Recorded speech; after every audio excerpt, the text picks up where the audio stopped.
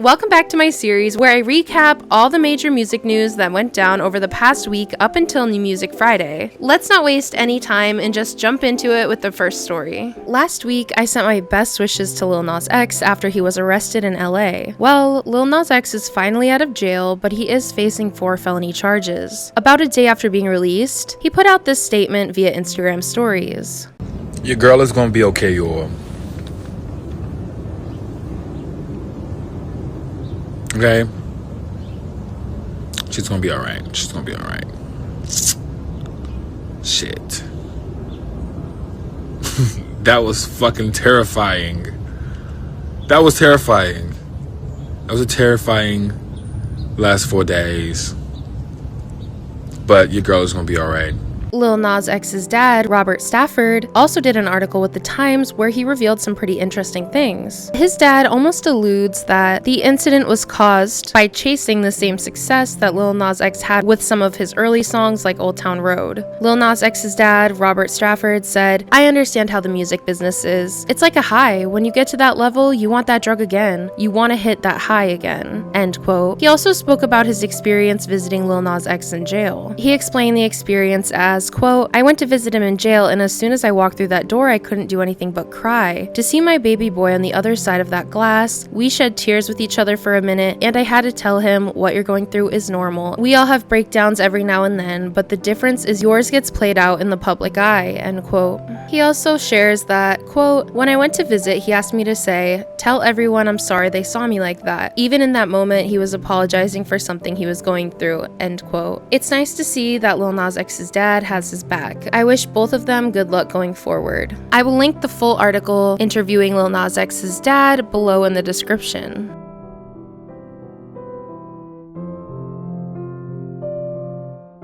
On to our next story, which is a bit lighter, but still not really considering we're dealing with Roblox. Anyhow, Lady Gaga took over Roblox this week. During her row meet and greet with Dress to Impress, she shared a photo to prove it was actually her playing the game. Well, surprisingly, this meet and greet received a lot of backlash, as allegedly only Roblox stars and Dress to Impress developers were allowed in the server with Lady Gaga. People were calling it false advertisement, since it didn't seem like anyone had a fair chance to meet Lady Gaga. Anyhow, Roblox sucks, who cares? Next story. I thought this was a pretty cool collaboration. Billie Eilish has teamed up with Uno to create her own deck of cards. And speaking of another Billie Ray Cyrus was gifted a song for his 64th birthday from his daughter Miley Cyrus. The song actually features 2 of Billie Ray's favorite rock stars, Lindsey Buckingham and Mick Fleetwood of Fleetwood Mac. On Instagram, Billie Ray wrote, "For my birthday, Miley gave me the gift of music and wrote me a song called Secrets and got my favorite musicians Fleetwood Mac to play on it. I love you, Miley." Some of the most exciting news this week, Taylor Swift and Travis Kelce announced their engagement. It all went down at Travis Kelce's house in Lee Summit, Missouri. Here's Taylor's engagement ring.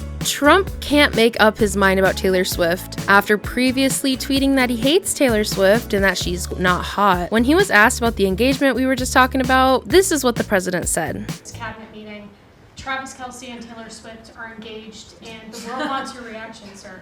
Well, I wish him a lot of luck. Oh. I think he's a great player. I think he's a great guy, and I think that she's a terrific person. So I wish them a lot of luck. On a serious note. Another thing that went down this week in the Taylor Swift universe, another countdown went up on Taylor's website. It turns out that it was expectedly another variant of The Life of a Showgirl with a new alternate cover. This is the cover right here on the screen. It actually happens to be my favorite cover so far personally. In other engagement news, Michael Jackson's son Prince just announced that he's also been recently engaged to his wife Molly. He posted the announcement on Instagram using his dad's song, "I Just Can't Stop Loving You." As you may know, Ariana Grande is set to star in the new Meet the Parents movie called Focker-in-Law. Well, she was spotted with the cast with a new hairdo. Yes, the bright blonde with the Glinda era is gone, and Ariana is now sporting a dirty blonde look. But rumor has it she might change her hair again for the Eternal Sunshine Tour. Yes, you heard me correctly. After sharing this teaser video saying she'll see us next year, Ariana announced a long-awaited tour supporting the Eternal Sunshine album.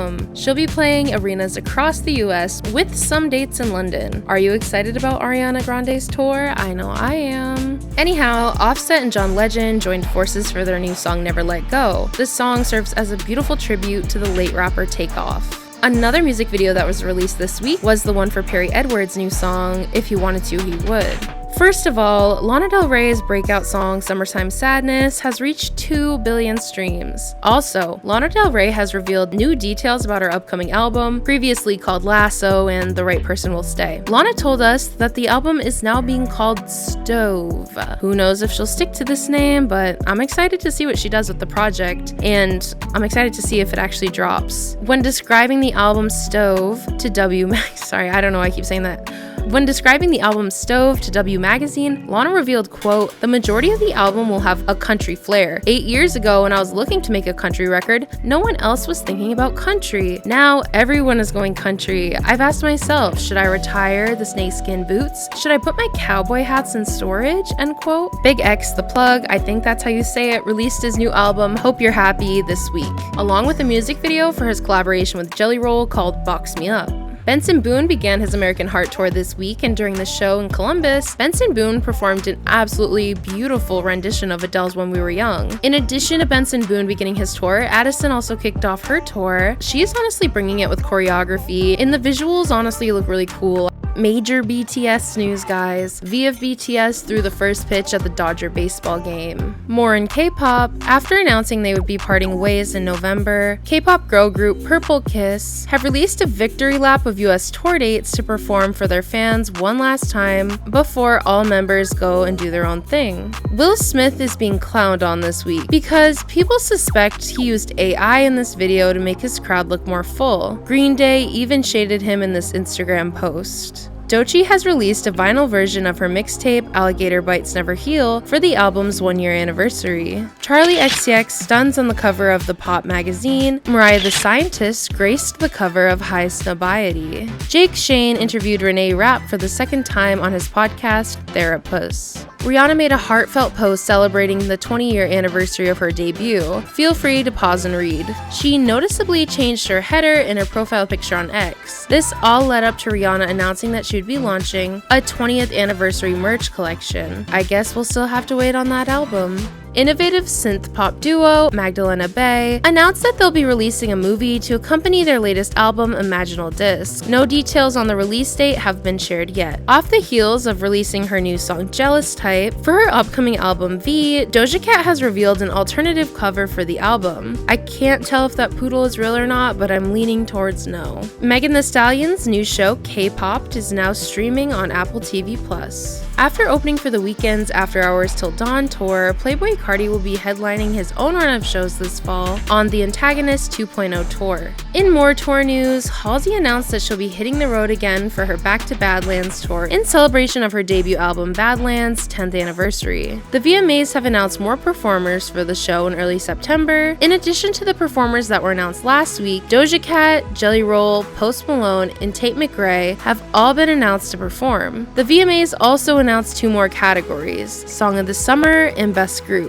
Notably, when asked how she felt about not being nominated, Addison Rae said, quote, "It's definitely funny when you feel like you put a lot of work into something and it doesn't get recognized by some place that you felt like you were contributing to. But now she can feel appreciated as she's been nominated for the Song of the Summer category." With that, let's move into rock news. Our first story, Corey Taylor and Corey Feldman united. Just 2 famous Coreys hanging out. The bang bang of rock/metal is on its way, as Poppy, Courtney LaPlante of Spiritbox, and Amy Lee of Evanescence have announced their collaboration. I cannot wait for this release. During WWE Raw in Birmingham last week, Becky Lynch made quite the comment regarding the city and the late metal pioneer Ozzy Osbourne. She said, quote, "I am not wrestling in Birmingham. Yeah, the only good thing that has come out of here died a month ago. But in all fairness to Ozzy Osbourne, he had a good sense to move to LA, a proper city, because if I lived in Birmingham, I'd die too," end quote. Expectedly, the crowd booed, and Kelly Osbourne responded on her Instagram with, quote, "You are a disrespectful dirtbag. Birmingham would not piss on you if you were a fire. Hashtag Birmingham forever. Shame on the WWE for allowing such things to be said about my father and his home," end quote. More on Ozzy Osbourne. Metallica played their smallest concert in over 10 years at Stephen Talkhouse in New York, and at the show they covered Crazy Train in tribute to Ozzy Osbourne. Check out a clip from the performance.